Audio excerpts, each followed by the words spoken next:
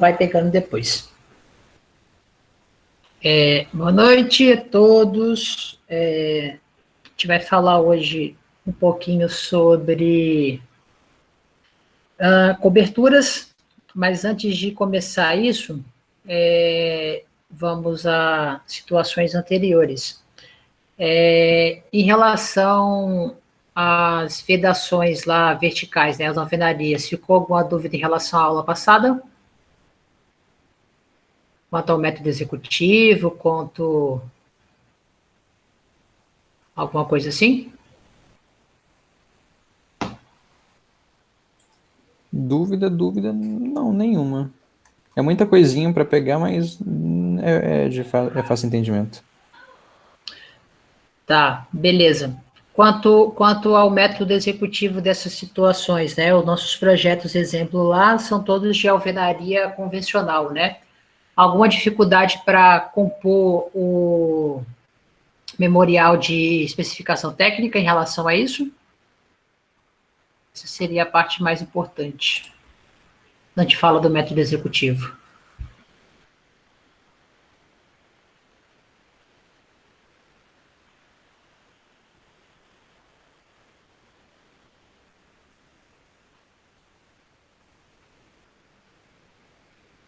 Quem cala consente? Nenhum, então, em relação a isso?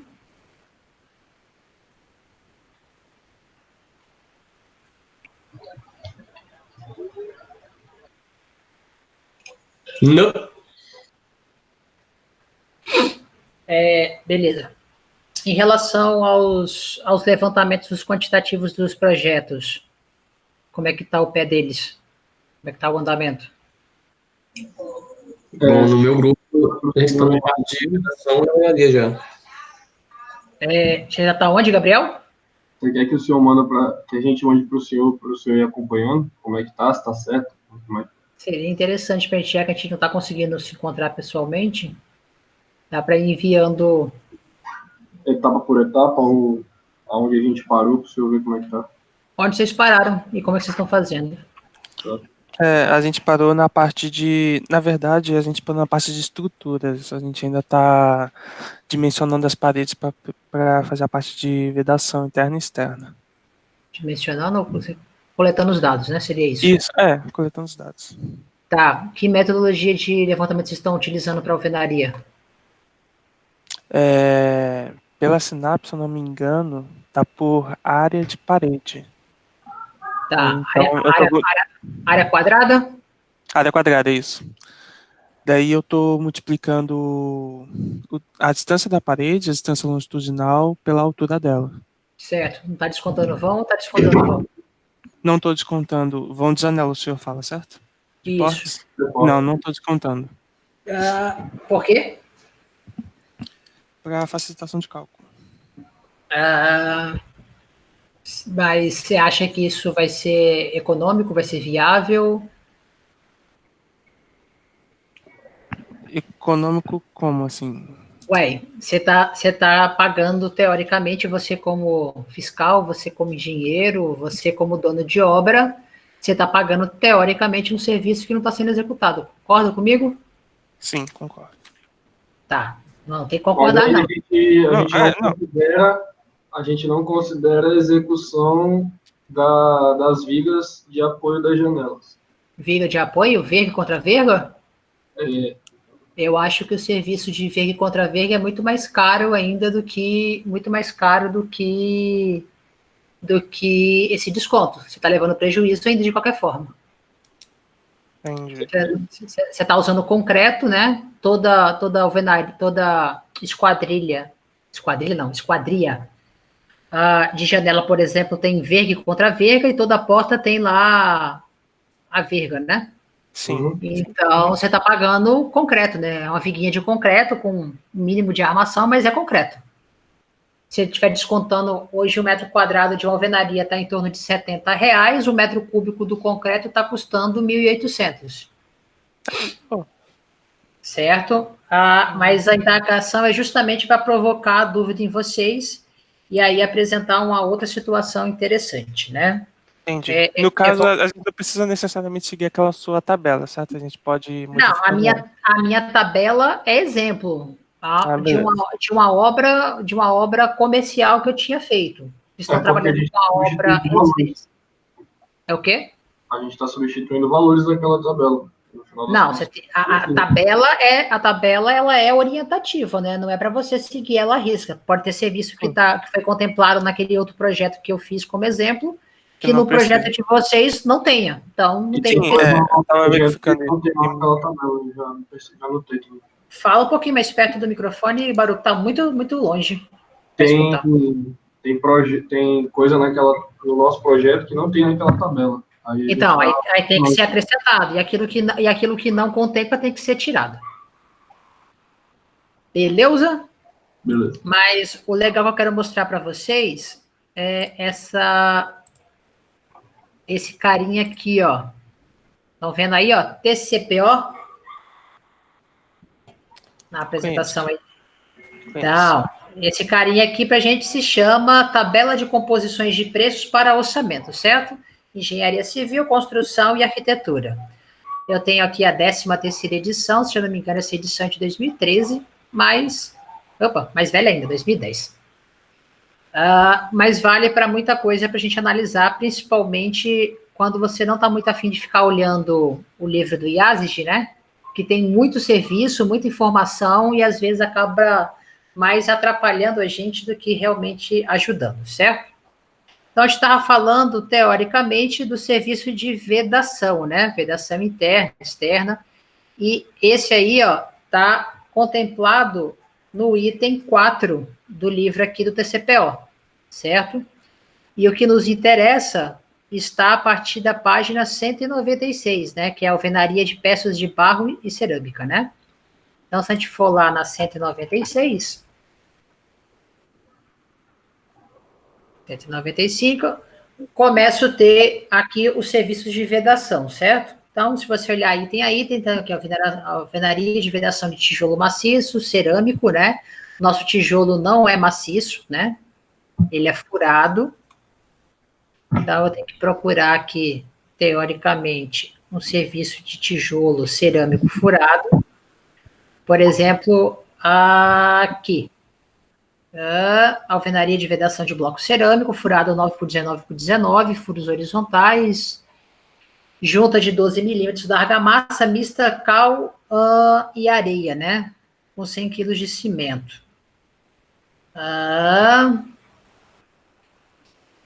Deixa eu ver se tem uma coisa mais... aqui, as espessuras, perfeito. Então, tem uma espessura de 9, né? E tenho espessura de 19, certo? Observem, principalmente, além dos quantitativos que ele traz, né, de consumo de material, mão de obra,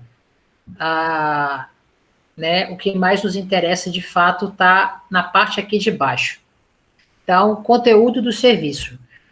Considera-se material e mão de obra para preparo de argamassa, marcação e execução de alvenaria de vedação, exceto os serviços de fixação e encunhamento da alvenaria. A perda dotada para os blocos cerâmicos de 5%, perda considerada para a argamassa de 30%. Né? Estes insumos têm como componentes explícitos a composição detalhada, incluindo a produção do insumo. Ou seja, esse carinha aqui, ó, ele tem uma composição própria, né, para analisar isso, mas não vem ao caso. Espera aí que tem alguém pedindo para entrar. Beleza. Voltando aqui. Então, o que nos interessa está aqui, ó. Critério de medição. Ela é pela área, normalmente, né, por metro quadrado. E aí ele pede para considerar cheios os vãos com área inferior ou igual a 2 metros quadrados. Vãos com área superior a 2 metros, apenas descontar o excedente dessa área. Baru, você que está trabalhando mais com obra, por que teoricamente, ou Samir também que está trabalhando com obra aí, por que teoricamente eu não desconto vãos inferiores a 2 metros e acima de 2 metros eu desconto esse vão? Dá mais trabalho fazer o vão do que fazer a parede inteiro. Mas por que normalmente o critério da CPO e outras planilhas pede para a gente tirar esses 2 metros? Aonde é que ele está, teoricamente, em vãos menores, né? Aonde que ele está pagando esse serviço de 2 metros quadrados de alvenaria? Professor, não seria como se fosse um excesso? Excesso? Pra... Porque as perdas já estão ali. Se você vê ali, a perda de argamassa 30% e perda do bloco de 5%. Não é isso ainda. Quando você está falando de alvenaria, você inclui o reboco? Não, alvenaria é alvenaria.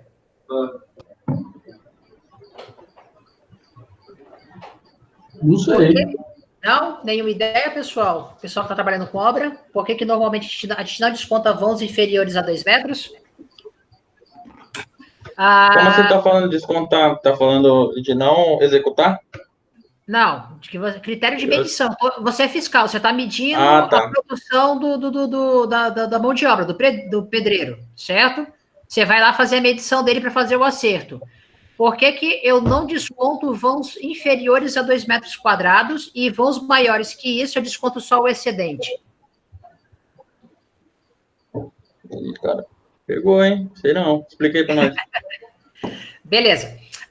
Quando eu estou fazendo o serviço de alvenaria, certo? Qual é o trabalho mais chato que eu tenho, né? Depois que eu começo a fazer os acabamentos, né? Você fez lá a alvenaria do tijolinho de cerâmico convencional, depois nós vamos chapiscar, rebocar ou emboçar, né? E fazer o revestimento. Qual é a parte mais complexa, mais chata, mais Acabamento. Requadro. Perfeito, o requadro das esquadrias, né? Ou seja, quando eu vou fazer esse acabamento nas portas e nas janelas, quando eu vou fazer esse requadro, né, eu vou ter um trabalhozinho maior. Então, normalmente, quando você está contratando aí um serviço terceirizado, né, uma terceirização de alvenaria, reboco e tudo mais, né, ou seja, parede acabada, o pedreiro, né, normalmente, o empreiteiro sempre te pede 2 preços. O senhor quer o preço com o requadramento ou sem o requadramento? Entendeu? Então, para critério de medição, principalmente para obra pública e o mais comum para você contabilizar a alvenaria correta, num pano de alvenaria completo, né? Se tiver 2, 3, 4 janelas e portas, você olha esse vão todo, vê a área quadrada toda e olha se as áreas quadradas das esquadrias são superiores a 2 metros quadrados. Sendo superiores, lá no seu levantamento, você desconta os 2 primeiros, quer dizer, você não desconta os 2 primeiros, né? E aí, o resto você desconta, para colocar lá no levantamento de alvenaria. É linear, então. A gente conta o requadro linear. Não. Metro quadrado. Por exemplo, eu tenho uma parede de 6 metros de comprimento por 3 metros de altura. E nela tem uma porta de 80 por 2,10. Então, isso vai me gerar um vão, né, aberto de 1,89. Nesse caso, quando eu vou fazer a medição ou levantamento da planilha, né, para orçamento e para levantamento de quantitativo, a gente simplesmente ignora esses 1,89, né? Passa direto e paga a alvenaria fechada.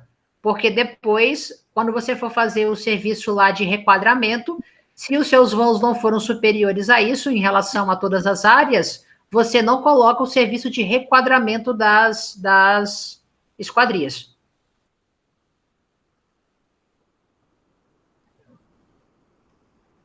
Entendeu?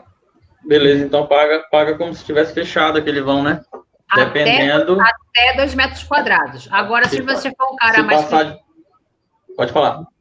Se você for um cara mais criterioso, você quer descontar tudo, não tem problema. Você vai levantar todos os serviços, vai descontar todas as áreas quadradas referente às aberturas, e depois você tem que pagar o serviço de acabamento, né? O serviço de requadramento dessas áreas. É melhor usar o critério mesmo, então. Fica mais rápido. Pode falar. Esse critério que que a TCPO me dá, ela já está pagando o reenquadramento, certo? Teoricamente, sim. Então, quando você está levantando, você não está. Você fala para o seu funcionário, para o seu empreiteiro, para o seu pedreiro, que você não vai pagar o requadro porque você não está descontando os vãos, né? Ah, entendi. Até porque se ele tiver uma parede aí com um monte de vão, ele vai ter mais trabalho para requadrar do que realmente para fazer a alvenaria e o acabamento. Entendi. Entendeu?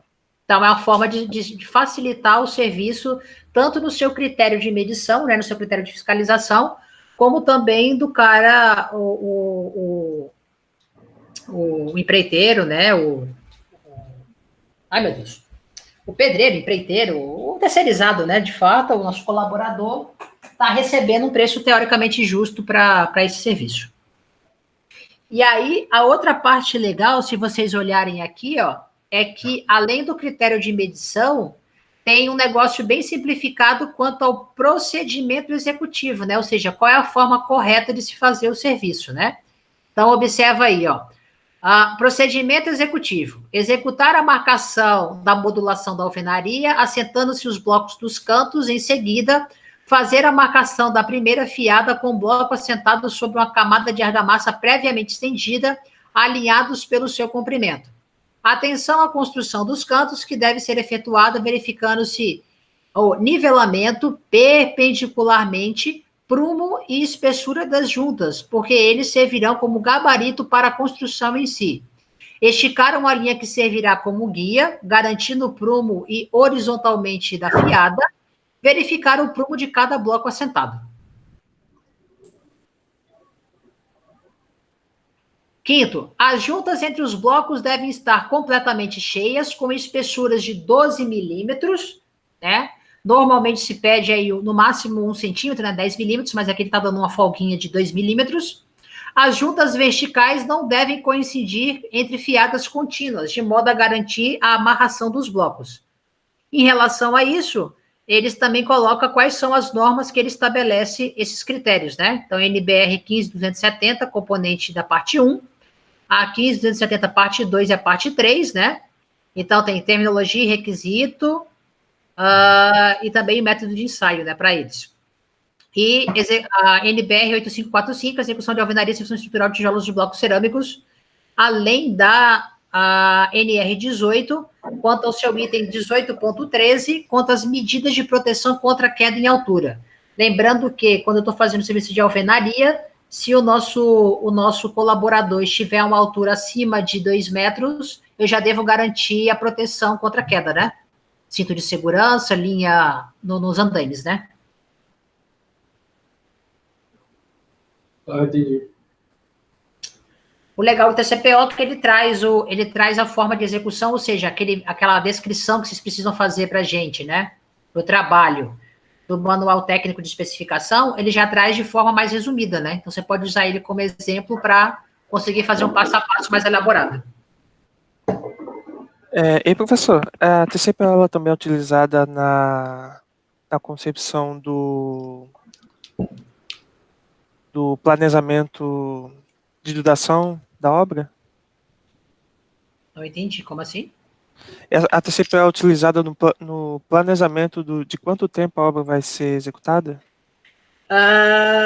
Mais ou menos, porque observa aqui, ó, nesse item que a gente selecionou, observa que ele está me dizendo que para fazer 1 metro quadrado de alvenaria, ele vai gastar em torno de 1 hora de pedreiro e 1 hora de servente, se a espessura for de 9 centímetros, e 1 hora e meia de cada um desses caras, se for 19, né?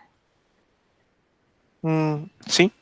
Aí você vai ter essa quantidade de horas vezes a metragem quadrada total. Depois que você levanta todos esses serviços, né, e aí você faz a somatória total da carga horária, né, da quantidade de horas, você vai dividir esse número pelo número de 7,66, númerozinho mágico para hora diária do seu colaborador, que são 44 horas semanais de trabalho. Então, isso equivale a 7,66 hora por dia de trabalho porque tem o metade do sábado e o domingo inteiro de descanso, né, remunerado. Você divide por esse valor. Vai ter a quantidade total de funcionários que você teria, né, para executar essa quantidade toda de horas. Aí você pode dividir isso pelos meses, né? Quanto mais meses, menos funcionários, quanto mais menos meses, né? Ou é inverso, né? Quanto mais meses, menos funcionários, quanto menos meses, menos funcionários. Mais funcionários, não. Isso, perdão. E em relação a tudo isso, é claro que você não pode colocar lá 50 pessoas no serviço inicial, sendo que precisa só de servente, né?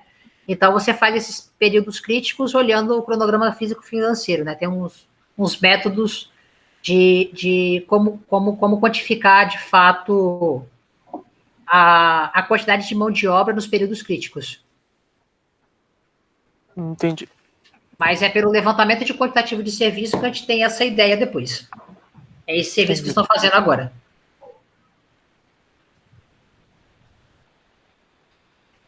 Professor, tem que levar em consideração também a minha quantidade de frente de serviço, né?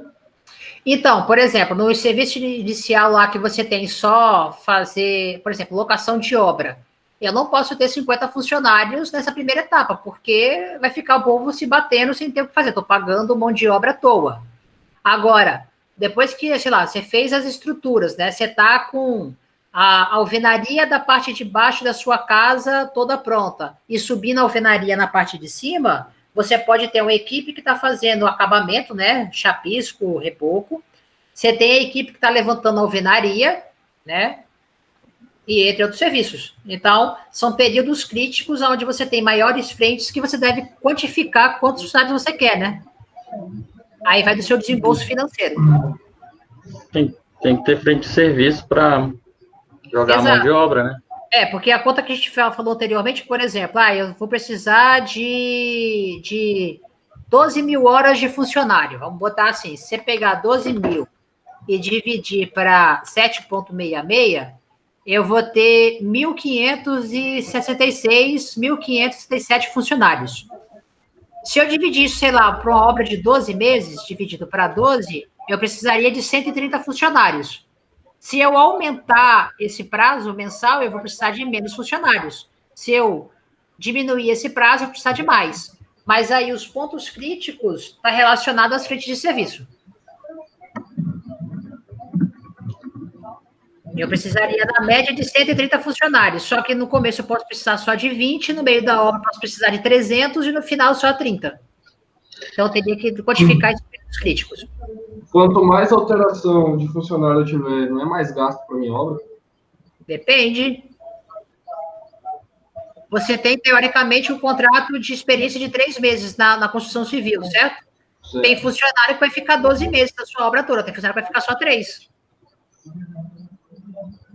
Depende do andamento das etapas da obra, certo? Enquanto uma está sendo executada, a outra pode estar sendo adiantada.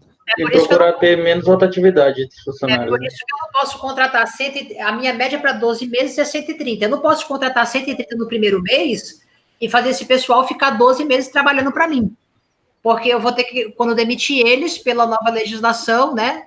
Se não tiver acordo, 40% de multa devido à demissão sem justa causa, né? Então, eu vou pagar o acerto de 130 funcionários vezes 12 meses. Então, é 40% de multa da FGTS de 12 meses. Porrada.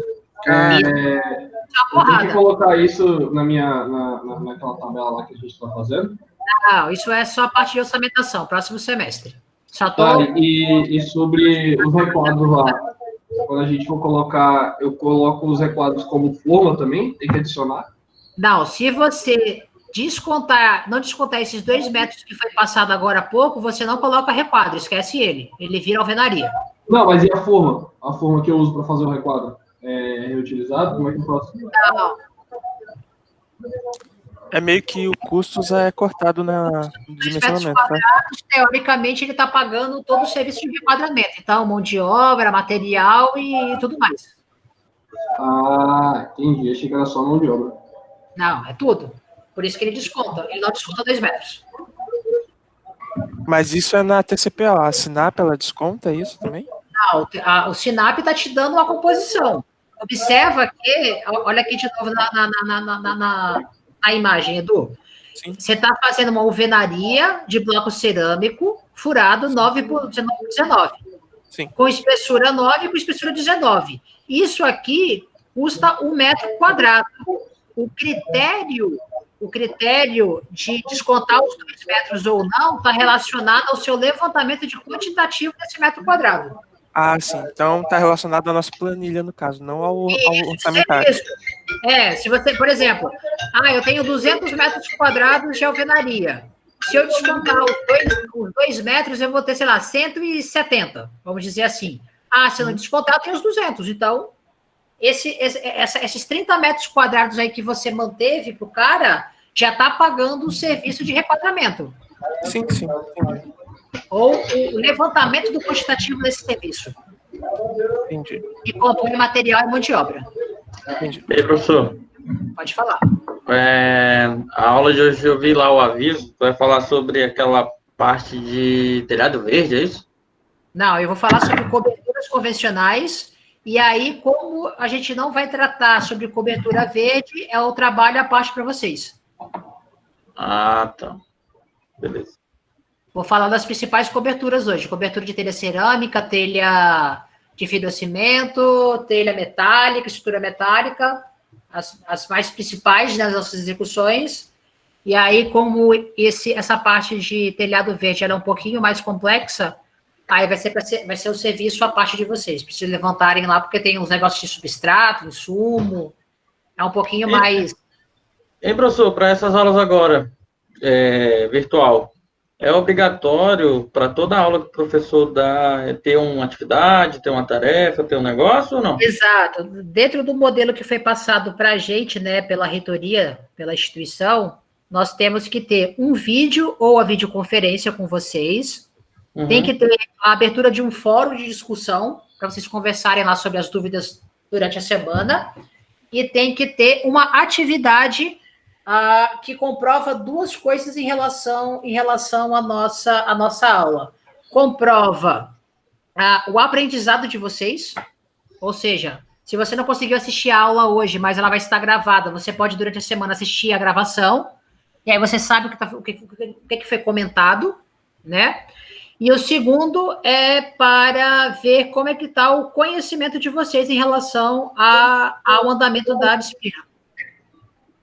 Frequência e conhecimento, entendeu? Entendi. E qual que é a atividade de hoje? A atividade que está postada lá no fórum, né, no módulo da aula de hoje, é que vocês vão ter que fazer para mim as características e definições da cobertura verde, quais são os métodos executivos dessa tecnologia de cobertura. O que é cobertura verde? Cobertura verde, quando você tem uma laje ou um telhado, e aí você vai colocar uma cobertura vegetal em cima dela. Para fazer limpeza da água, tipo um filtro, alguma coisa assim, ou não? Não, é só para ter um ar mais puro, né? Teoricamente, a gente tem pouca área de cobertura vegetal nas megalópolis, né, nas grandes cidades. E aí, essa tecnologia de cobertura verde, né, cobertura vegetal, está se expandindo para aumentar essa área, esse sequestro de carbono pelas plantas, né? Isso aí é coisa de arquiteto. Não, isso é coisa de tecnologia sustentável. Não, cara, não sabia disso, não. É tipo um jardim no telhado. Isso, pode ser um jardim no seu telhado, uma gramínea convencional, e em algumas partes do mundo, principalmente São Paulo, Nova York, eles estão fazendo hortas verticais, hortas nas sacadas, né, nas coberturas. Então, estão montando hortas nisso. A questão é que, quando você adapta uma estrutura existente para essa cobertura, isso pode gerar problemas, né? O ideal é que você, na concepção inicial da construção, você faça, de fato, a cobertura verde, né? Até porque você vai colocar substrato, você vai colocar terra, você tem que permeabilizar de uma forma mais detalhada, e isso acaba gerando um peso maior na estrutura, né? Na construção. Então, isso deve ser levado em consideração também. Tá, você quer que a gente explique até, desde a hora que a água cai, né, nesse telhado verde até o jeito que ela sai, ou só Não, pra eu dizer eu quero o método executivo. Você tem telhado verde em estrutura de telhado convencional, você tem cobertura verde em laje impermeabilizada, você tem cobertura verde semi-coberta. Eu quero que vocês olhem a maior quantidade possível de material disponível e me explique o método executivo. Ah, se eu vou fazer um telhado convencional lá que eu tenho em casa, uma telha cerâmica ou fibrocimento, o que eu preciso fazer para esse telhado funcionar? Ah, eu tenho uma laje, o que eu vou ter que fazer para que essa laje possa ter essa cobertura verde, entendeu? E, professor, mas aí não entra também a situação das cargas, por exemplo, se não foi dimensionado para ter aquilo dali, vamos supor que o telhado verde que forem fazer, ele tem uma espessura X, e aí, vamos supor que seja uma casa convencional lá, de telha, igual tu falou, uma telhinha de barro, para suportar isso aí, além da lâmina de água que vai cair lá, fica difícil. Vai aumentar a carga, mas a ideia não é botar o problema da execução. Só que existe se método no meu executivo. projeto já tivesse o telhado verde, é isso? Pode ser, seja dessa forma. Mas a questão é, existe dois tipos teóricos de confecção. Um que você faz no telhado normal, telha de barro, telha de fibrocimento, e outro que você faz numa laje, né? Então, o método executivo entre essas duas técnicas é diferente. Eu quero que vocês me vejam essas duas técnicas. Como fazer um telhado verde, teoricamente, relacionado a um telhado de telha cerâmica, de telha de fibrocimento, né? E outra para o telhado verde, a cobertura verde para lajes. A pergunta que o senhor me falou, o meu estrutural já foi dimensionado para receber essa carga, né? Teoricamente, sim. Tá, beleza. É claro que se não for, né? Se você quiser fazer isso, você vai fazer um estudo do adicional de carga e vai saber se a sua estrutura vai suportar isso. Mas você não quer esse trabalho. Não, até porque vocês não estão dimensionando nenhum tipo de elemento estrutural ainda, né? Vocês estão iniciando o concreto agora, né? Vocês estão vendo viga agora, então não cabe ver isso. Mas quando você quer ter uma estrutura já existente e quer fazer isso, você vai compor a carga dessa nova cobertura, né? Essa carga adicional, e aí você vai ver se a estrutura que está lá comporta. Pode acontecer duas coisas, ela pode comportar ou não. Se ela não comporta, você pode desistir da técnica, você pode reforçar. Aí fica a critério do cliente.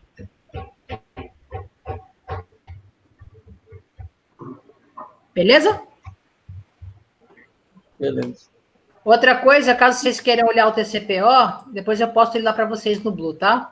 Existem outros serviços com critérios de dimensionamento e fiscalização que possam interessar para vocês, né? Então, vocês podem pegar depois, canteiro de obra, sondagem, demolição, limpeza, né?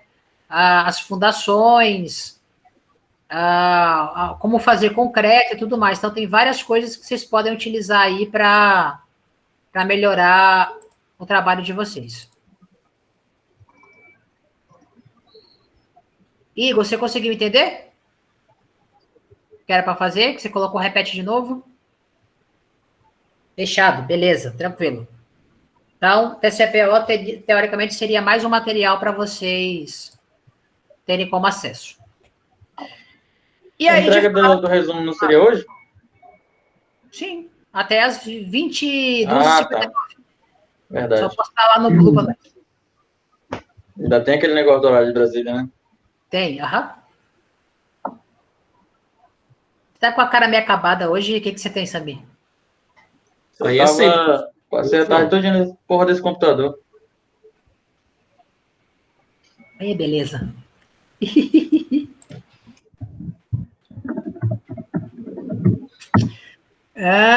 que abrir essa aqui. Cadê? Aí. Então, nossa aulinha de hoje vai estar relacionada às nossas coberturas, certo? Então, em relação a elas, quando eu falo de cobertura, né, nós vamos entender todo e qualquer tipo de execução de serviços que vai relacionar o cobrimento de uma edificação, certo? Ok. Então, quanto a isso, temos essa nomenclatura, né? Então, como definição, a cobertura é um subsistema do edifício e pode ser dividida em 2 grupos principais, né? Lajes de concreto impermeabilizadas e coberturas em telhados.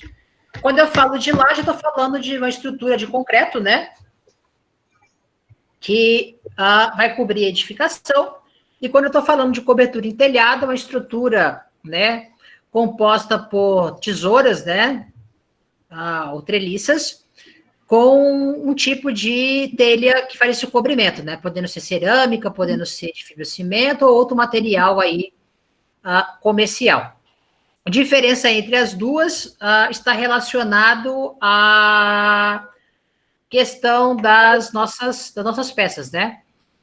Normalmente, em edificações para a nossa região, qual das duas técnicas nós utilizamos com mais frequência?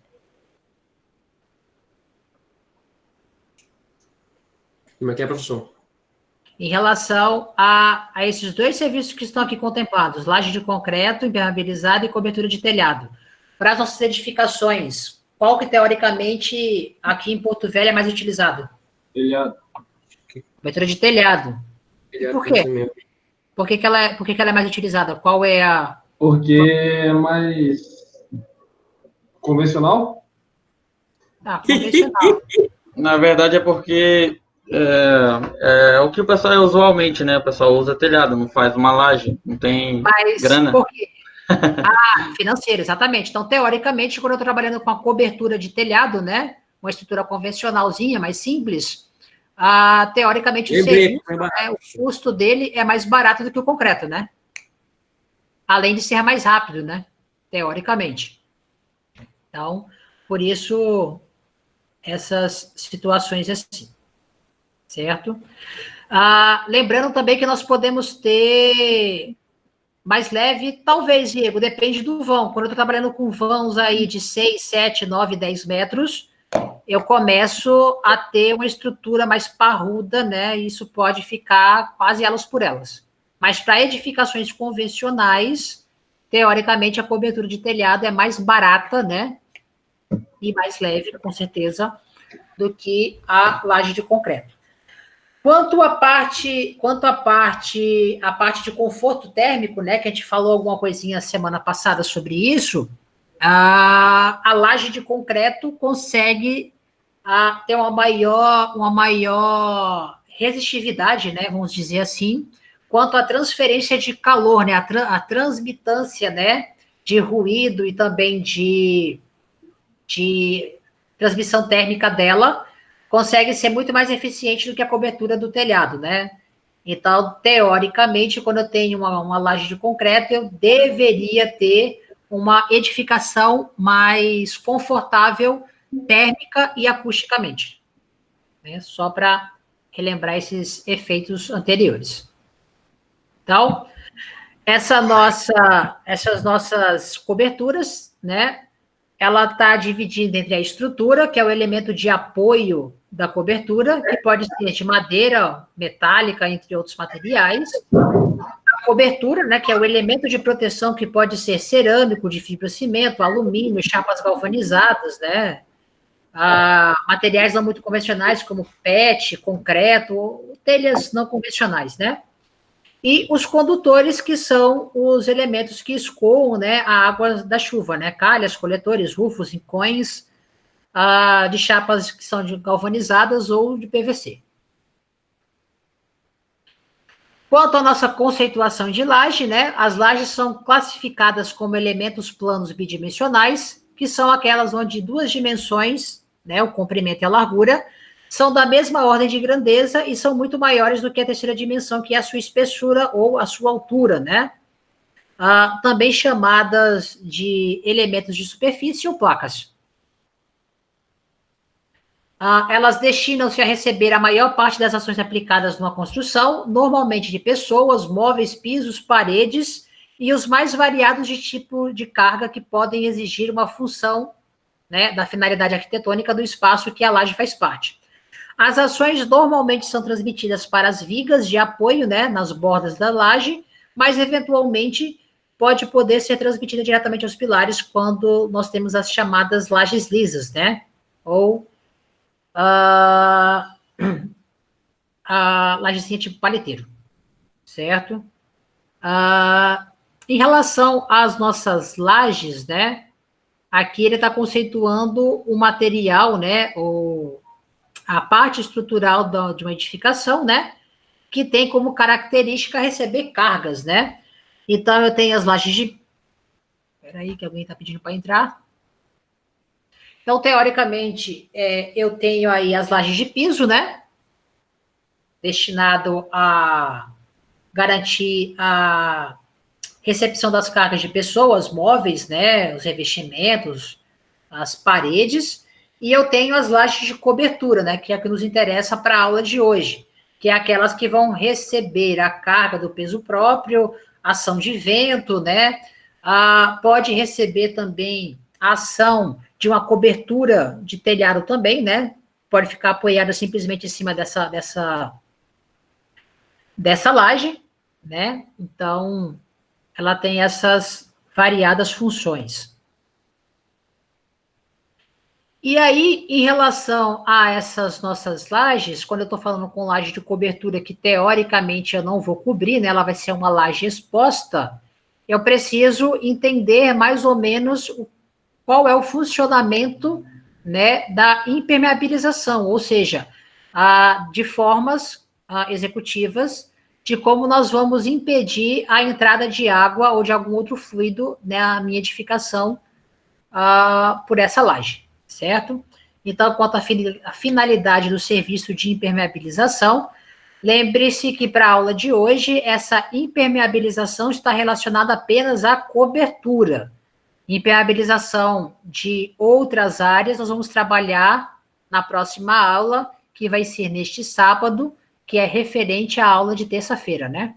Então, só para relembrar, esse sábado, mesmo horário de aula, nós temos aula de edificações.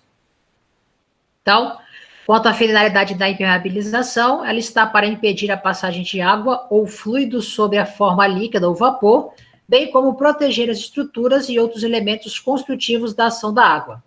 A impermeabilização também tem a função de proteger o meio ambiente de possíveis vazamentos e contaminações dessas construções, né? Quando eu estou pensando, teoricamente, numa fossa, num tanque séptico, né? A impermeabilização deve ser tanto externa como interna, né? Eu não posso deixar que o fluido lá que está lá dentro seja transmitido para o exterior. Quando eu penso também em situações de produtos químicos, né, de alta periculosidade, por exemplo, em aterros, né, sanitários, eu devo garantir que essas construções sejam impermeáveis quanto à ação desses produtos químicos para não comprometer o lençol freático e também nem comprometer o solo. Alguma dúvida até aqui? Em relação a isso? Não, senhor. Ai, Jesus. Como eu falo demais, credo. Então, temos aqui duas fotinhas, né, relacionadas a lajes com coberturas expostas, né. Nós temos dois tipos de serviço aqui, né. Eu tenho um serviço, o cara passando aqui uma espécie de neutrol, né, fazendo uma proteção só com tinta betuminosa. E lá na parte de cima, além dessa proteção a frio, né, ele está colocando uma manta, né? Em relação aos dois serviços, assim, por que na parte de cima está tendo um cuidado mais, vamos dizer assim, redobrado do que em relação à figura de baixo? Porque se tiver algum espaço não coberto, pode prejudicar a impermeabilização? Nos dois casos, mas por que em cima eu estou, teoricamente, usando dois materiais para tornar a cobertura impermeável e embaixo estou usando só um? Qual é a diferença entre as duas? Exato, Diego, eu tenho uma área da laje muito maior, né? E quanto maior o meu elemento, né? Vamos trabalhar assim, quanto maior o meu elemento, construtivo, né, em relação a, chama de a parte estrutural, né, quanto maior esse elemento estrutural, mais ele vai estar sujeito a movimentações térmicas, né? Então, quanto maior o elemento, maior é essa movimentação, né, segundo nosso coeficiente de dilatação, né? Quanto maior o elemento, maior é essa dilatação. Então, por isso que na parte de cima ele está usando 2 métodos de impermeabilização, enquanto embaixo apenas um. Então, subentende-se que em áreas maiores eu preciso de cuidado redobrado para evitar essa permeabilidade da água. E aqui temos alguns outros exemplos relacionados a coberturas convencionais, né? Ou quase convencionais. Telha cerâmica, telha de fibrocimento, uma estrutura tipo caleton de concreto. Quem já foi lá no INCRA, aqui de Porto Velho, ele tem estruturas assim, de concreto convencional para ser o telhado. E temos aqui uma cobertura de sapê, né? Ou seja, as ocas indígenas, né? Que mesmo não tendo nenhuma técnica, vamos dizer assim, estrutural, né? Com análise de cargas, né? De vento, de outras ações, né? Consegue ser impermeável quanto aos fluidos pluviométricos, né? Professor, Oi? existe alguma condição especial para usar essa cobertura de concreto ou é a pessoa mesmo que escolhe? A questão construtiva e arquitetônica. Ok. Vamos pensar assim, entre as 2 fotos de cima, telha de fibrocimento e telha cerâmica e essa cobertura de concreto pré-moldado, por exemplo, qual é que vai durar mais? Entendi.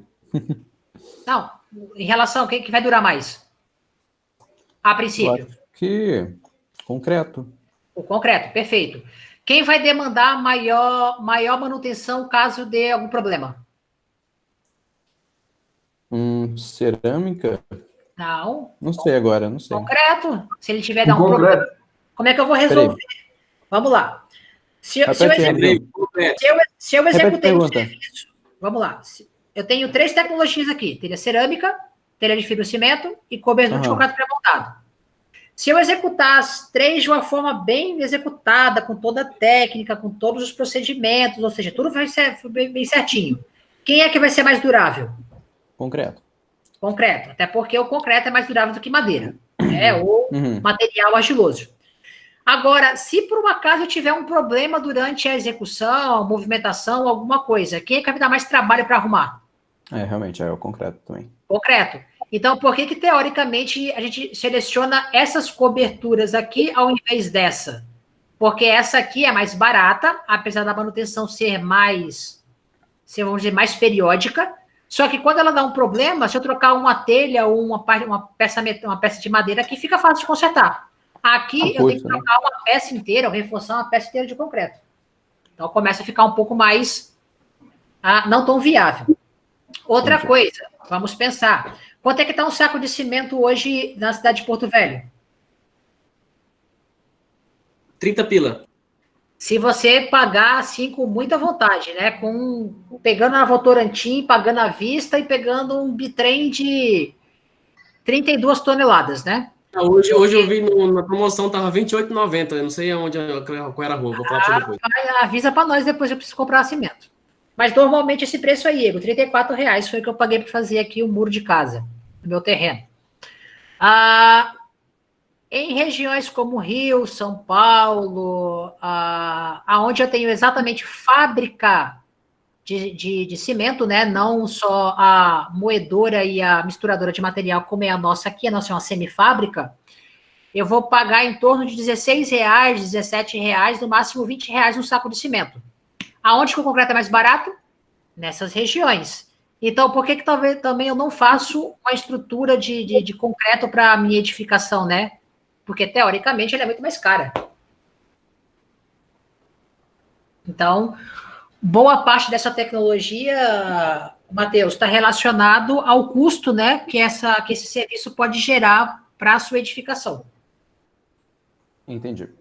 A não ser que você queira, sei lá, o seu contratante, né, o seu proprietário lá, o seu cliente, queira fazer de concreto. O bolso dele é o guia dele. Então tá bom. E aí temos também aqui uma coberturazinha de telha colonial, aquela coisa que normalmente a gente vê lá na casa dos nossos avózinhos, né? Aquela telha bem surradinha, bem velhinha, mas que até hoje funciona porque, vai lá saber, mas funcionava muito bem. Parece que está toda lascada, mas não entra água de jeito nenhum. E aí, para os... Olha aí, Matheus não, Gabriel e Sami, a cobertura verde na edificação convencional, tá vendo? Parece um prato de comida pro Samir. Tem um monte de coisa verdinha, né? Observa que é bem parruda. Ó, olha o tamanho desses caibrozinhos aqui, ó, para suportar esse peso. É bem mais reforçado. A diferença é que você evita um escoamento gigante de água, né? Veja que você tem uma área aqui bem interessante para escoamento, né? Vocês fizeram lá o dimensionamento da edificação. A inclinação dela tem que ser muito maior do que o de uma... Na realidade, a inclinação dela vai ser relacionada à telha que você está usando, vamos dizer assim. E a velocidade de escoamento que você está permitindo ao sistema ser drenado aqui. Tá. Então, vai relacionado à velocidade de dreno que você está colocando aqui. Qual é a vantagem nesse negócio aqui? É que o conforto térmico é muito maior. Por exemplo, o sol bate aqui, isso não esquenta da forma que uma telha convencional esquentaria. Então, você ganha um conforto térmico, energético aí muito grande. É uma parada sustentável, entendeu? Essa é a pegada do telhado verde.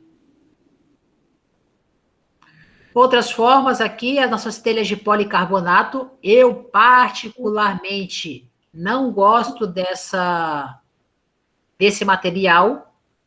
Por quê? Porque para nossa região o policarbonato sofre demais. Eu tenho altas temperaturas e mudanças bruscas delas. Então, se eu tivesse lá um período do ano que eu tivesse 30 graus o tempo todo e outra época só 20 e poucos, ele não sofreria.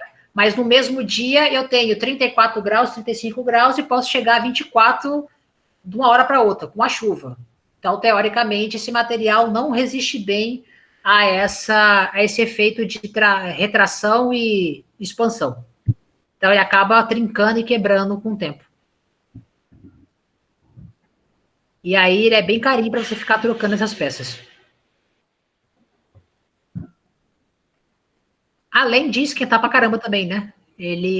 Lá no teatro tem esse negócio aí, né? Ele é translúcido, né? E aí ele acaba passando mais calor do que devia. E sem contar que fica feio pra caramba, velho, fica verde, sei lá.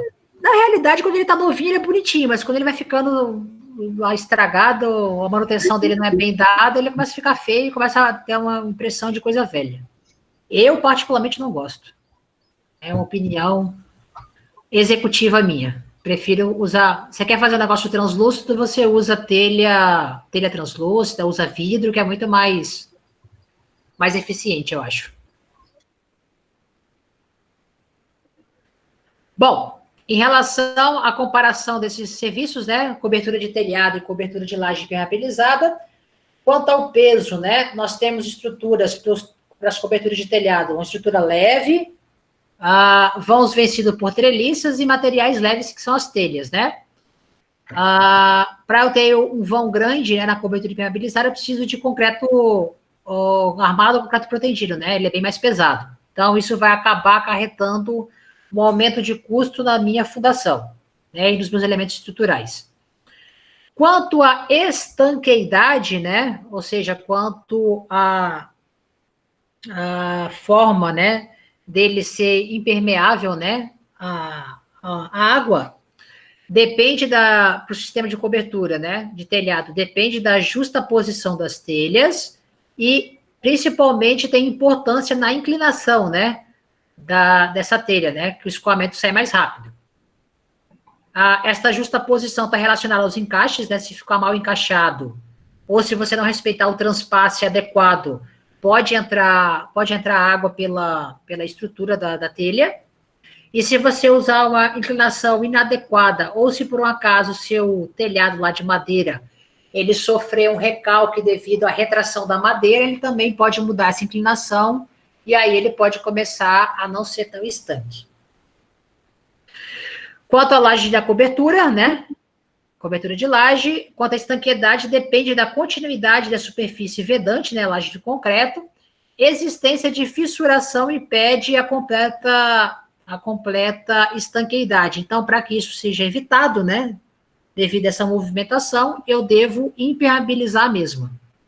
Então, eu tenho que fazer mais um serviço, né? Além da cobertura, vou ter que fazer uma impermeabilização dessa laje para que ela possa ficar estanque. Então, teoricamente, ela é um pouquinho mais cara. E quanto à necessidade de forro, quando eu estou trabalhando com cobertura de telhado, normalmente eu preciso ter o forro, né? E eu preciso, quando eu quero fazer um isolamento térmico, né, ter que fazer um outro sistema construtivo para impedir que esse calor transpasse pela cobertura. E aí, quando eu estou trabalhando com a laje de concreto, teoricamente, eu tenho uma laje lisa, eu não preciso fazer forro, né? A não ser que o cliente queira fazer alguma coisa mais arquitetônica. Alguma dúvida quanto a essas características fundamentais? Não. Não. Beleza. Continuemos aqui. Então, cobertura em telhado versus a laje de concreto impermeabilizada. Então, a minha cobertura de telhado me gera menor peso, melhor estanqueidade, maior durabilidade, menor participação estrutural, menos suscetível à movimentação da edificação, só que ele tem necessidade de forro. Quando ele fala de durabilidade, ele está relacionando que tipos de aspectos duráveis, vamos dizer assim.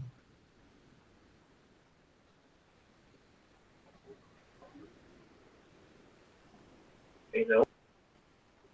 Alguém, por favor? Meus construtores? O Douglas não entrou hoje para me perguntar para ele? Porque, teoricamente, eu tenho maior durabilidade da cobertura em telhado do que a laje permeável?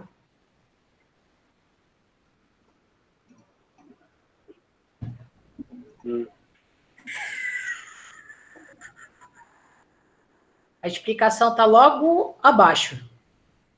Ó, menos suscetível à movimentação do edifício. Teoricamente, a minha cobertura de telhado, ela tá apoiada sobre as vigas, né, sobre os pilares, e aí são elementos pequenos, né, que se movimentam de certa forma pouco. Quando eu estou falando com a laje impermeabilizada, eu tenho um elemento grande, né, uma placa, que é muito suscetível à mudança de temperatura, né, e à movimentação da edificação. Então, qualquer movimento que essa edificação possa ter, a minha laje vai se movimentar e ela vai fissurar. É normal dela. Só que, teoricamente, a minha impermeabilização, quando não é bem executada, né, ela é mais suscetível a essa movimentação. Ou seja, ela vai acabar também fissurando, e aí eu vou começar a ter ponto de infiltração. Ou seja, mais cedo ou mais tarde, eu vou ter a penetração de água na minha edificação. Quando eu falo do sistema de cobertura de telhado, se tiver algum problema, eu vou lá, eu troco uma peça de madeira ou uma peça metálica, eu troco uma telha e está resolvido. Então, teoricamente, consegue ser muito mais durável, né? Entendido? Oui. Lindo.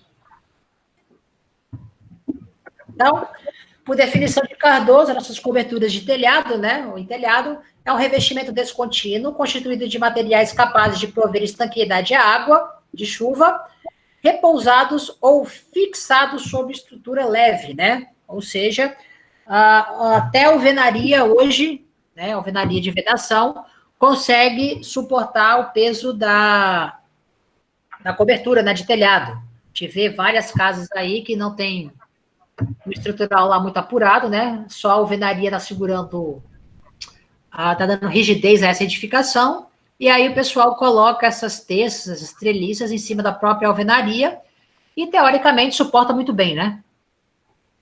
Então, eu tenho uma estrutura, de certa forma, leve.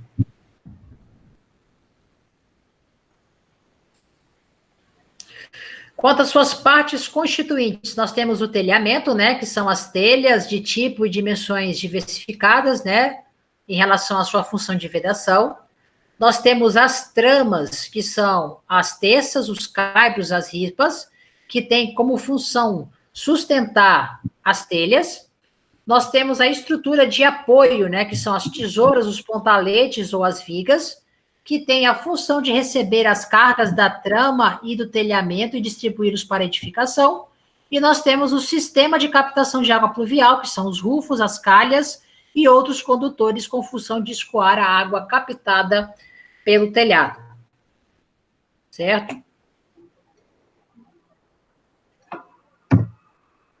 Dentro dos nossos telhamentos, né, nós temos alguns tipos de telha, né? Cerâmica, ondulada de fibrocimento, de concreto, ondulada de poliéster, liga metálica e de asfalto coberto por grânulos, né? Dentre esses todos os materiais aí, as mais comuns estão relacionadas às cerâmicas, às onduladas de fibrocimento e as de liga metálica, né? São as que a gente mais conhece e tem mais aí usualmente no mercado. Né? Quanto às telhas cerâmicas, né? A NBR 9601, a NBR 7172, né? Estabelece parâmetros e especificações para essas telhas cerâmicas, aonde eu devo trabalhar 3 coisas aí bem importantes. A absorção de água não pode ser superior a 18%, ela deve ter uma superfície lisa e ela deve ser estanque e ter um bom desempenho térmico. Por que ele fala que a absorção não pode ser superior a 18%? Vai estar relacionado a alguma coisa que a gente viu na aula passada,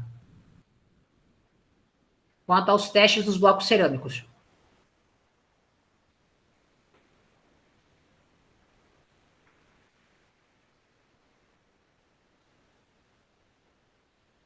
Gente, isso não é um monólogo, eu preciso que vocês falem comigo. Professor, quando eu falo de absorção, é a quantidade de água que o próprio telhado absorve? Ou é a quantidade... Que a telha cerâmica vai absorver, porque ela é um material cerâmico, né? O material cerâmico, se você molha ele, ele fica com aquele aspecto de molhado, né? Mais escuro, então ele absorve água. É porque aumenta o peso específico. Lembra que na semana passada a gente falou sobre o teste, se teve uma boa queima no bloco cerâmico? Você coloca lá durante 4 horas, né, dentro de um tanque de água, se ele esfarelar é porque a queima foi mal feita, né? É a mesma coisa, tem um material cerâmico, se ele absorver água demais é porque ele teve uma má queima, ele está muito poroso e ele vai acabar não sendo durável. Ele vai se esfarelar com o tempo ou vai ter ponto de infiltração e ele não vai ser estanque. Então quer dizer que se ele tiver uma absorção superior a 18% é porque está vazando. Teoricamente, a queima dele foi mal executada, e aí eu vou ter, possivelmente, problemas futuros relacionados a telhas com infiltração. Por o mesmo motivo de dar estanqueidade, a minha superfície tem que ser lisa, ou seja, quanto mais rugosa a minha superfície, mais ela vai segurar água, então eu teria problemas relacionados ao escoamento, né? E, ao mesmo tempo que eu tenho que ter essa estanqueidade, eu não posso ter uma transmitância muito alta, né? Então, eu tenho que... Esse meu material tem que pegar esse calor, né, devido ao dia, e transmitir o menos possível para dentro da edificação, né? Quando eu estou analisando, teoricamente, uma telha cerâmica e uma telha de fibrocimento, quem é que esquenta mais? Fibrocimento. A de fibrocimento, porque a transmitância dela, ela passa mais rápido, né? Ela não absorve essa temperatura. ela simplesmente transmite mais rápido. Beleza? Os deslocamentos dos componentes durante fortes ventos, a declividade e assentamento inadequado, ou seja, eu devo respeitar bem a inclinação e principalmente a condição do transpasse dessa telha, ou seja, aquele encaixezinho, né, que vem lá de fábrica, né, deve ser bem respeitado, não pode ficar desencaixado, porque com vento forte ele pode ser deslocado.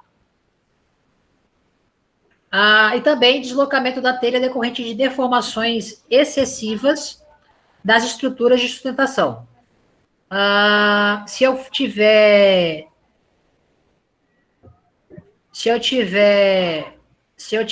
uma estrutura que se movimenta de forma excessiva, com certeza o meu telhado, né, vai sofrer com isso e ele vai acabar não sendo condizente quanto à condição de estanqueidade. Beleza?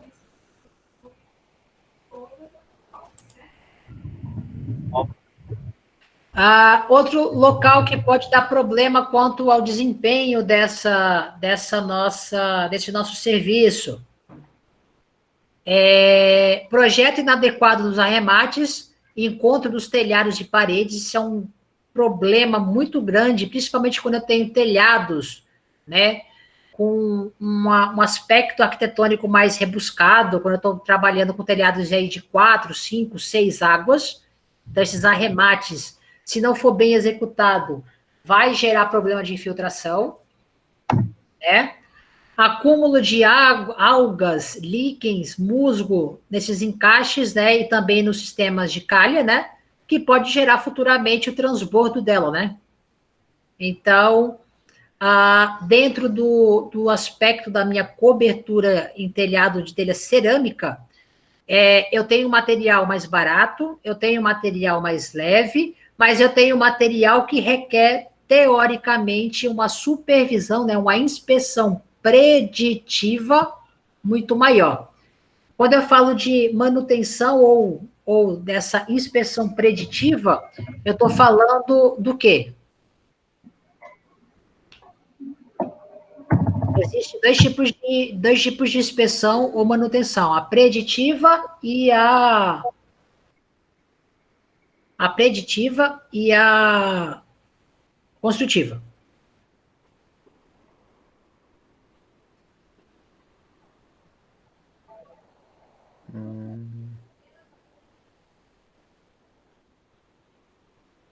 Não sei.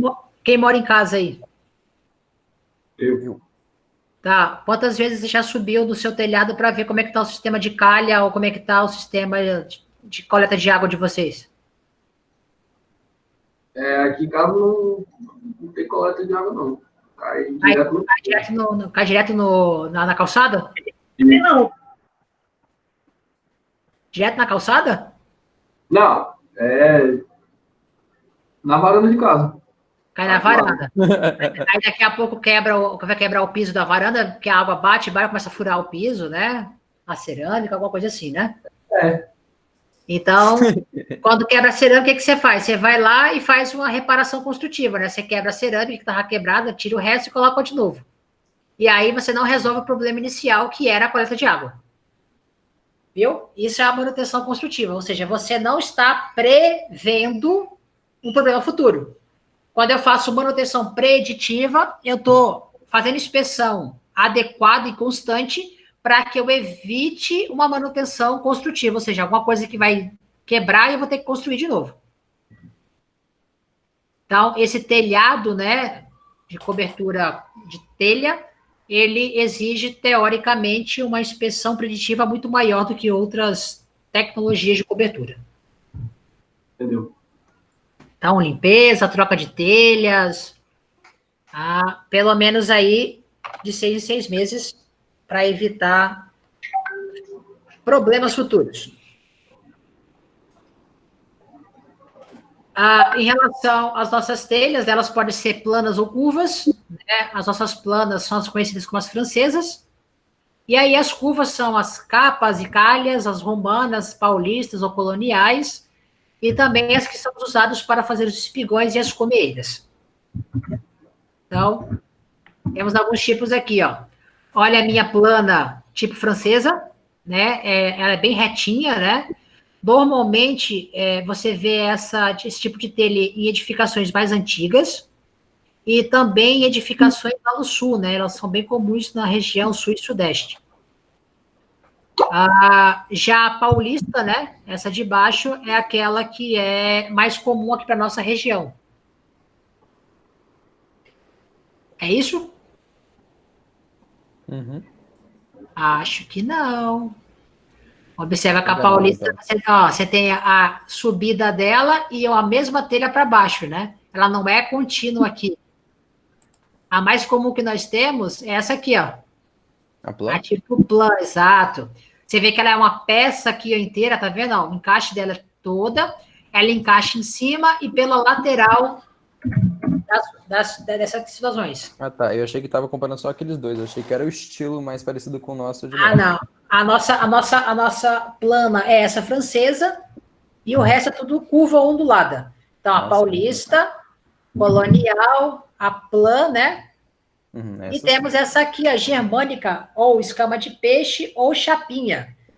Essa aqui, confesso que eu nunca vi pessoalmente, sempre vejo em filmes, né? Principalmente de casas mais bucólicas, né? Regiões aí de casas de sítio, né? Em filmes específicos. O legal dessa parte aqui, ó, é ele dizer quanto é que cada material desse consome por metro quadrado, ó. Peso por metro quadrado, inclinação solicitada e quantas peças vão por metro quadrado. Ó, 16, 26, 23, 26, 16. Você vê que mais ou menos elas têm o mesmo peso, né? O que muda é a inclinação. Ó, 35% francesa, 30% a paulista, 35% a colonial, 27% a plan e 50% para a germânica. Ou seja, ela não tem estanqueidade quase nenhuma se ela ficar plana. Então, a água tem que bater e escorrer muito rápido. Por isso que a inclinação é de 50%.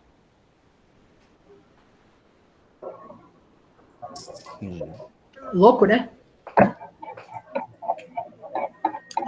Aí temos também aqui o do tipo concreto, né?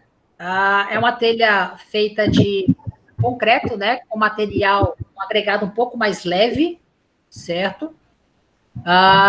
Tem como característica ter cores diferentes, né? Cinza, grafite, areia, avelã, rubi, tabaco.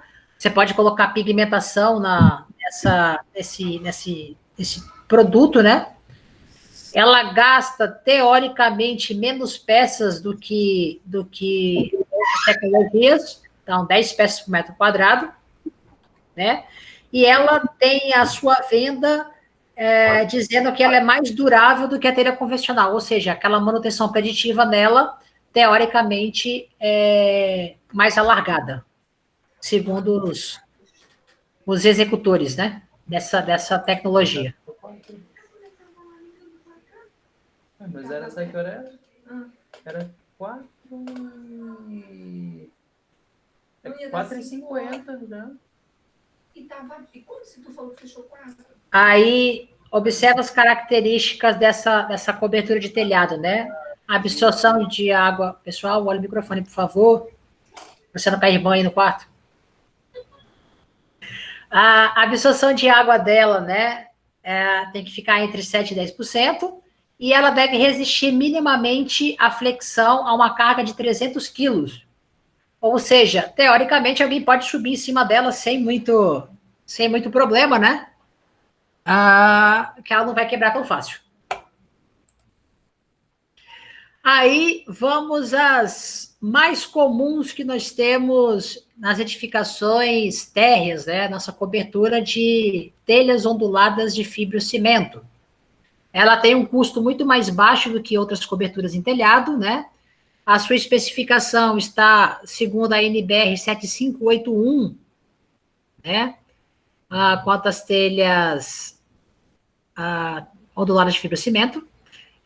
O problema dela é que ela tem um baixo isolamento térmico, o seu recobrimento lateral tem que ser de no mínimo 1/4 de onda, né, para evitar que a água entre por percolação lateral, já explico na imagem na frente o que é isso, e o recobrimento longitudinal, ou seja, o beiral dessa telinha, tem que ser de pelo menos 14 centímetros, ok? Então, quando ele falou ali, ó, de 1/4 de onda, eu tenho uma onda aqui, certo? Então, a cobertura lateral tem que passar 1/4 de onda e que, teoricamente, seja a parte de baixo para escorrer, né? E quando ele fala do longitudinal, é que esse espaçamento aqui da última terça seja de, no mínimo, 14 centímetros, ok? A vantagem dela é que ela não exige inclinações muito grandes, né? Então, a inclinação dela mínima é de 9%. Tem vários formatos, né? Comercialmente, telha ondulada convencional, telha tipo calhetão. Serve também muito para fazer trabalhos de coleta de água, né? E existem diversos outros serviços que a gente usa, né? Telha de fibrocimento, caixa d'água de fibrocimento, né? Antigamente esse material tinha amianto, hoje não tem mais.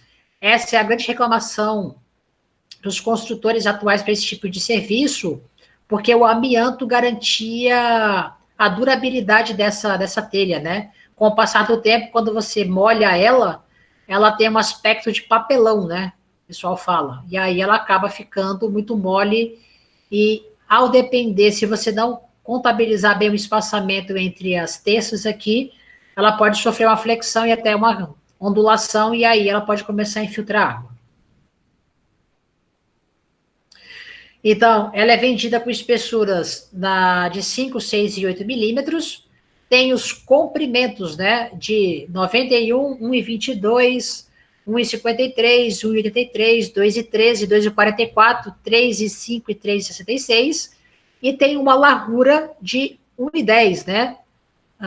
Sendo útil de 0,88 ou 1,5, conforme a solicitação de recobrimento desse material.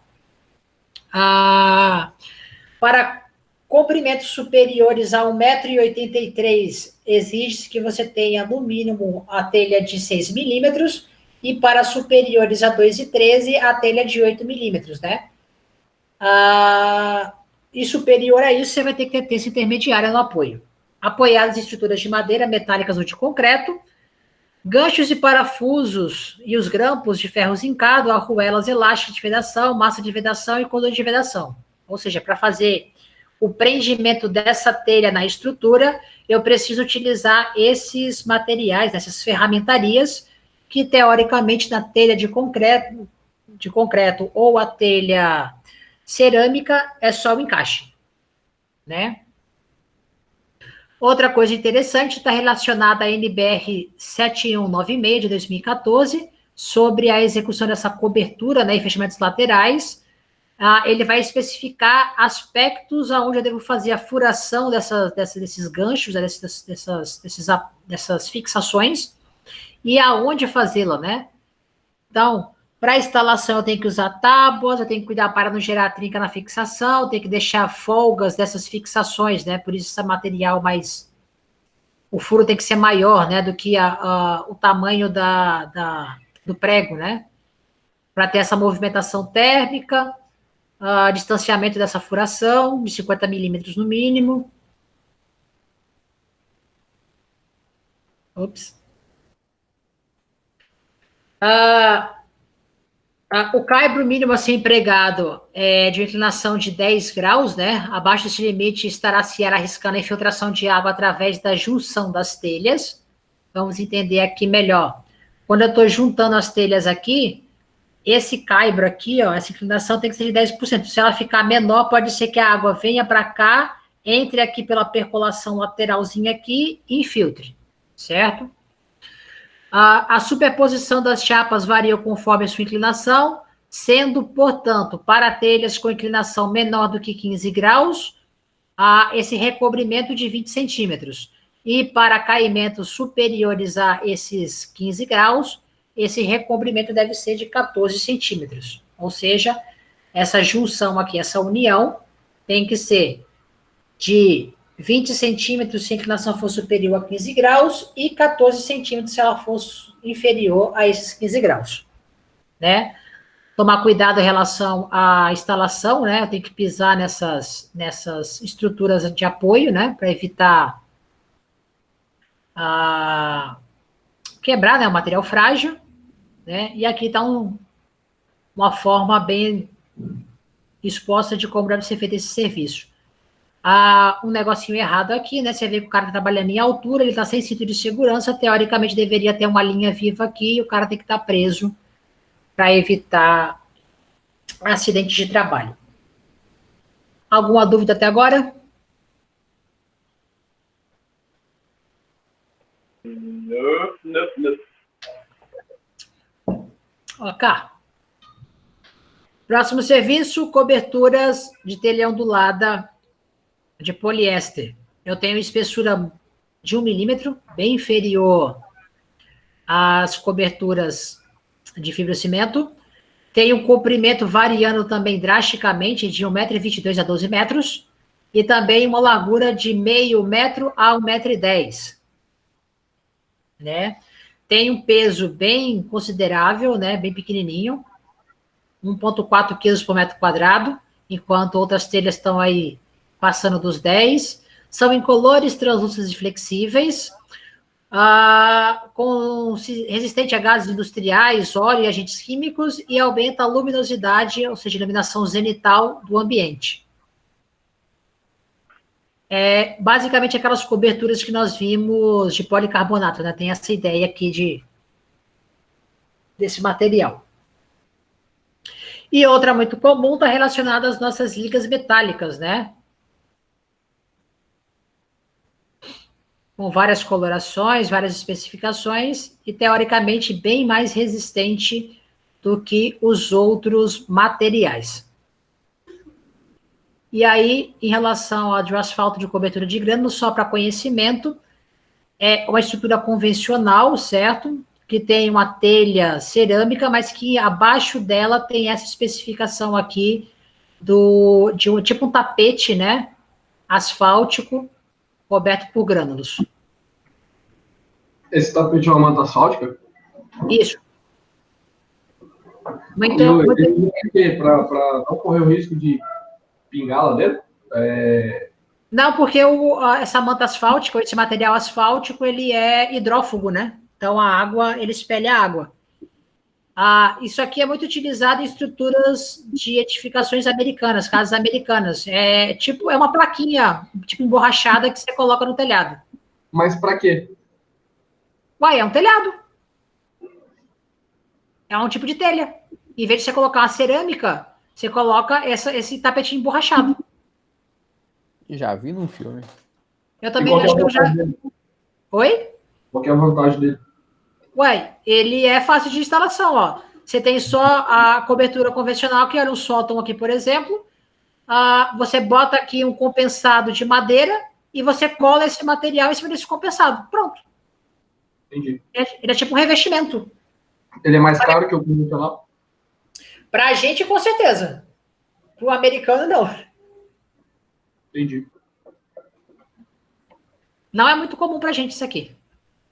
Confesso que eu nunca vi na prática sendo executado. Já vi em filme. A estrutura de suporte para esse tipo de tecnologia é a mesa de outros telhados. A base de madeira é constituída por uma chapa de compensado, que será a base direta da telha, e a subcobertura é uma manta impermeabilizante de fibra de polietileno. Telhados tipo Shilg são telhas à base de asfalto, cobertas por grânulos com dimensões de 30,48 por 91,44. Cada telha é composta por 4 camadas. A primeira de asfalto, a segunda de fibra de vidro impregnada por uma manta asfáltica impermeável, a terceira de asfalto e a quarta aparente composta por asfalto e grânulos. É um tapetinho com multicamadas. A manta de fibra de vidro é utilizada a fim de melhorar o desempenho térmico do sistema, e a coleta de água pluvial é análoga a utilizar os telhados convencionais, ou seja, compostos por rufos, calhas e condutores verticais se necessários.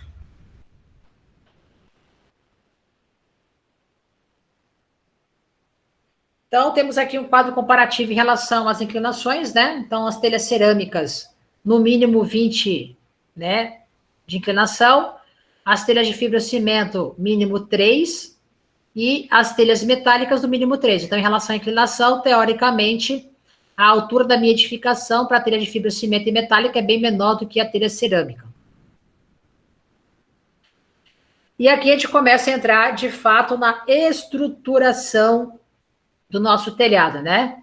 Então, temos aqui, já falamos das telhas, agora vamos começar a comentar sobre o resto da estrutura. Então, caibros, ripas, tesouras, né? Toda a outra concepção estrutural que constitui o sistema de cobertura. Então, a trama, ou seja, esse sistema aqui cruzado, composto por caibros, estão aqui na longitudinal, e as ripas nas transversais, né? São destinadas à sustentação e fixação das telhas. Para telhas com pequenas dimensões, tipo cerâmico e concreto, a trama geralmente é constituída por terças e caibros, né? E ripas de madeira. Os tamanhos comerciais, né, que normalmente se encontram no mercado para terças, caibros e ripas são esses. As terças 6x12 e 6x16, com comprimentos variando de 2,5 a 5 metros. Os caibros, peças de 5x6, 5x7, 6x8, comprimentos variando de 2,5 a 5 metros. E as ripas são vendidas normalmente com 1 por 5 centímetros, geralmente com comprimento de 4,5, né? E são vendidos por dúzia. Aqui temos um sistema explicando relacionado ao nossa trama de telha cerâmica, né? Temos aqui um exemplo ilustrativo do encaixe, né, dessa telha, né? Deve ter uma inclinação perfeita em relação a essa junção e essa queda de água aqui, para não ter que voltar essa água. E para telhas de dimensões maiores, tais como telhas metálicas, plásticas de fibra cimento, é possível eliminar os caibros e as ripas, né? Então, nós só temos as terças, né? Essas peças aqui, ó. Então, aqui na transversal, a telha vai direto nela. Então, as terças se apoiam nos pontaletes, né? Ou nas tesouras, ou na treliça, nos oitões ou paredes intermediárias, e as terças superior e inferior são chamadas, respectivamente, de cumieira e frechal. São nomes técnicos para essas situações. Então, temos aqui um exemplo, né? A estrutura de trama principal.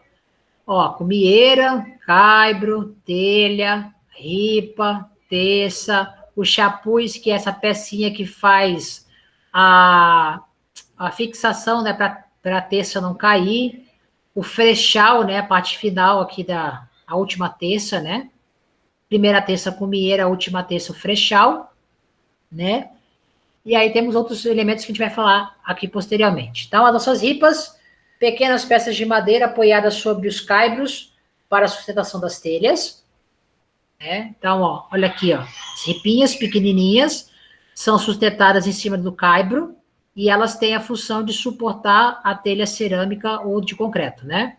Os nossos caibros, também peças de madeira que sustentam as ripas.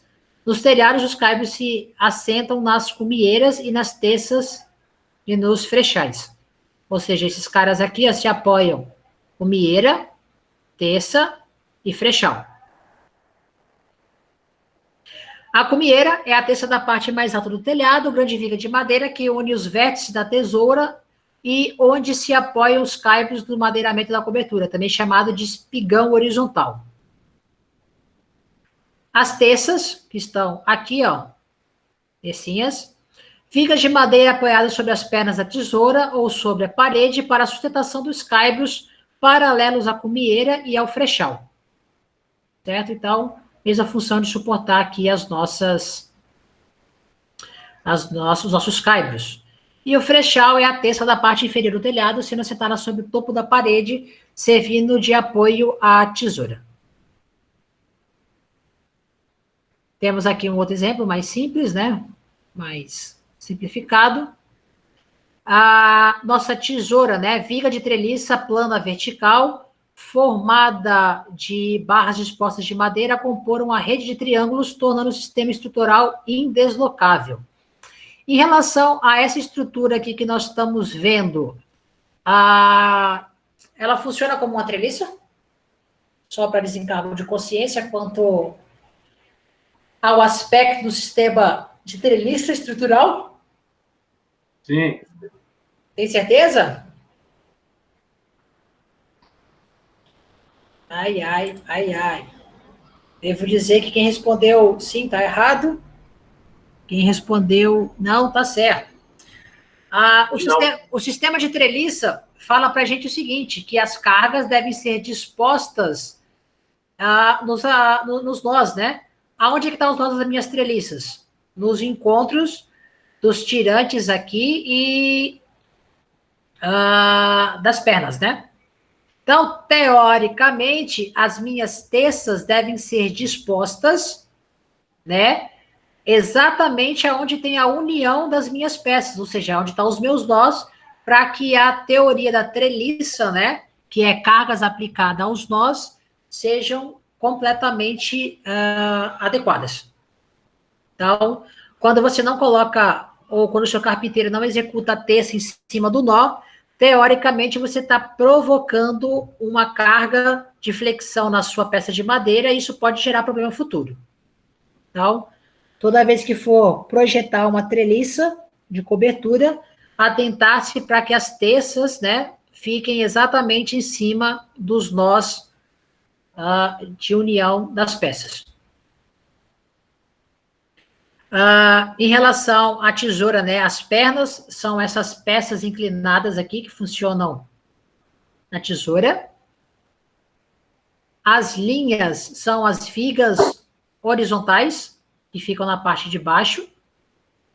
E o pendural e o montante é a viga vertical no centro da tesoura que vai da cumieira à linha de tesoura, ou seja, esse cara aqui, ó.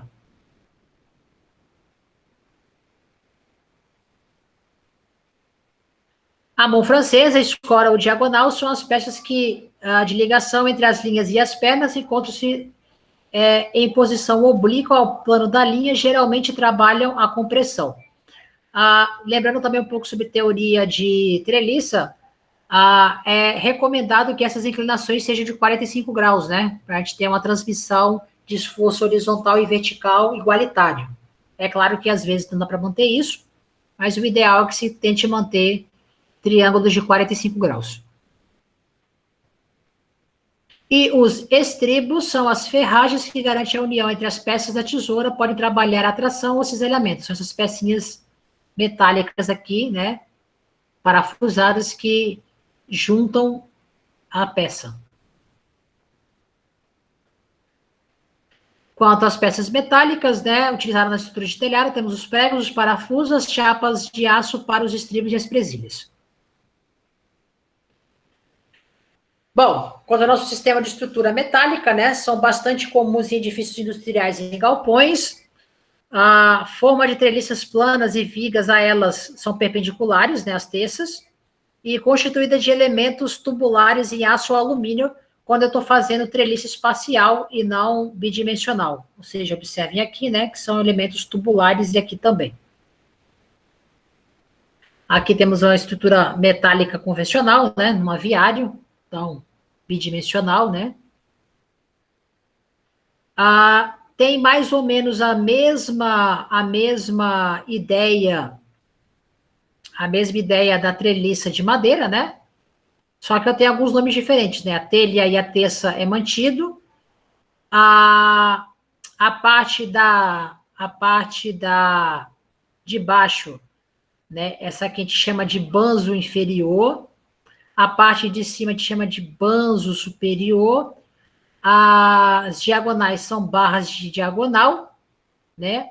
E as peças verticais, além de se chamar barra vertical também se chama de montante. E em relação aos tipos de telhado, nós podemos ter ele meia água, 2 águas, 4 águas, 6 águas, entre outras águas, né? Em relação aos nossos condutores, né? São compostos por calhas, condutores, coletores e rufos, né? Temos alguns tipos aqui, que vocês já devem ter visto, teoricamente, lá em hidráulica. Os sistemas de platibanda, os condutores, isso aqui é mais ilustrativo, né? Blá, blá, blá, aquela coisa toda. E olha aqui que bonitinho, uma cobertura verde em laje descoberta, certo? Então, tem a função de filtrar e coletar a água da chuva, planta selecionada, solo, camada texto, retenção da raiz e permeável à água, camada de drenagem e a parte impermeável.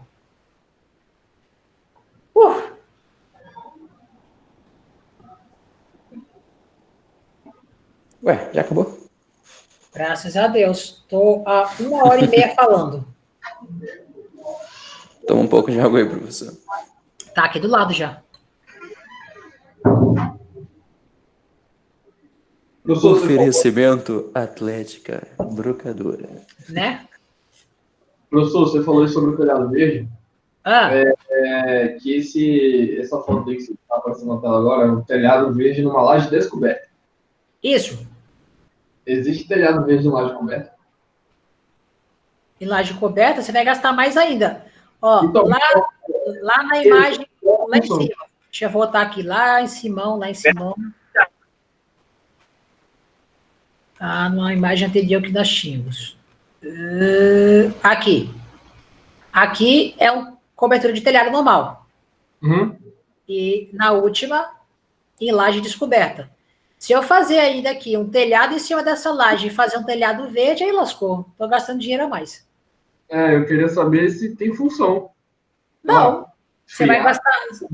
Não, porque teoricamente, se você colocar a cobertura na laje, já é para você evitar a fissuração e evitar essa transferência de calor.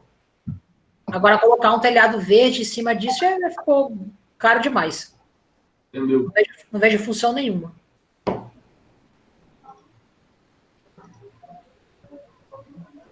Aí, vamos entender como é que se faz a medição desse serviço, certo?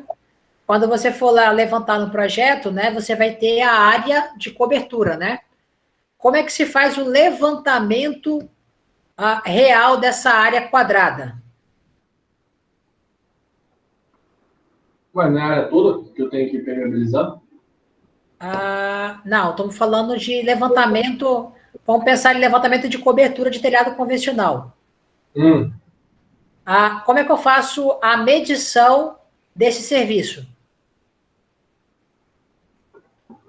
Faz completo. Fala que o telhado da casa do cara vai gastar. Não, tudo bem. Entenda o seguinte, você vai pegar lá a planta lá do AutoCAD e vai tirar uma área dele. Seria isso? E aí, pagar... Vai ter que comprar o quê? Não entendi. do telhado. Leve em consideração a inclinação do telhado. Dependendo da inclinação, vai ter uma área diferente. Isso, exatamente. Então, quando você está trabalhando com cobertura de telha de fibrocimento, pode-se tirar a área de projeção da cobertura, né? Não é muito incomum isso. Agora, quando eu estou trabalhando com inclinações superiores a 20 graus, deve-se tirar essa inclinação e aí sim tirar o comprimento real. Vou formar um triângulo, né? Deixa eu abrir o Paint aqui. Tá bonita essa explicação. Deixa eu compartilhar aí a tela com vocês. Paintzinho. Então, quando eu tenho inclinação pequena, eu vou ter isso aqui, né? Deixa eu botar maior. Letra. Ali. Então, quando eu tenho inclinação pequena, por exemplo, aqui, ó, esse tamanho da diagonal em relação à área de projeção convencional não é muito diferente, tá? Então, inclinações abaixo de 10%, 15%, você pode usar a área de projeção.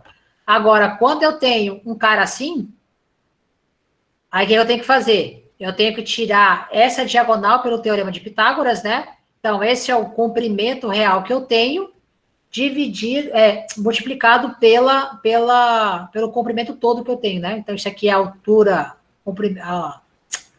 essa dimensão total aqui, vezes a largura, né?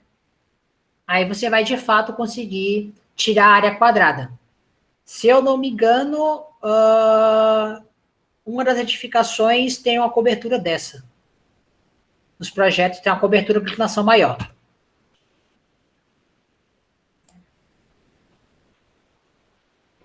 Então, eu pago o telhado, a cobertura por metro linear.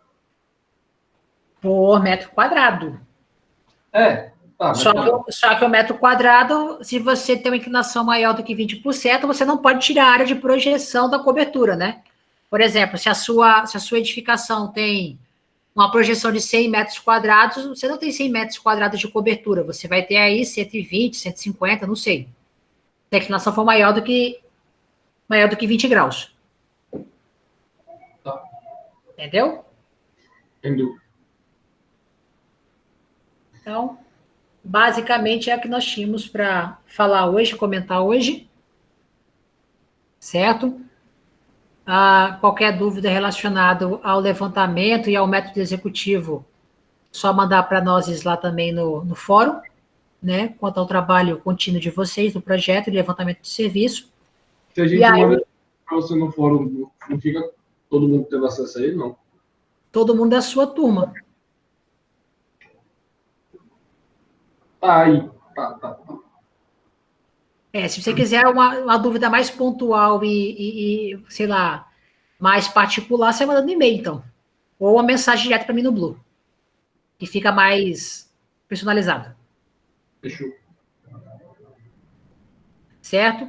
Atente-se para quando for fazer o levantamento de telhado, a ver o método executivo do telhado, né? Se vai ter teça, se vai ter ripa, se vai ter caibro, se é metálico, se é coisa... Se não tiver especificação no projeto, vocês devem adotar um sistema mais... que você acha mais pertinente e explicar também o porquê disso.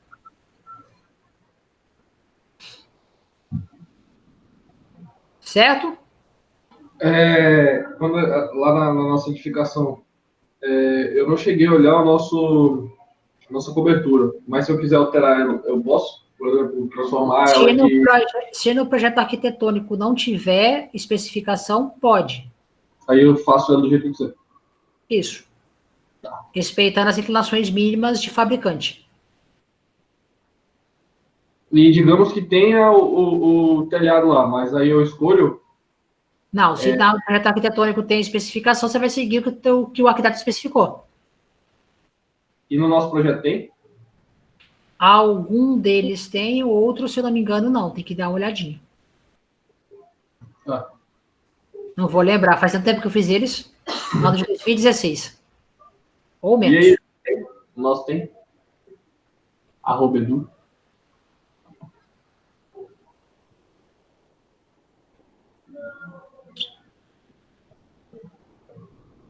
Ajudou. Então, meu povo, vou encerrar aqui a gravação. Obrigado.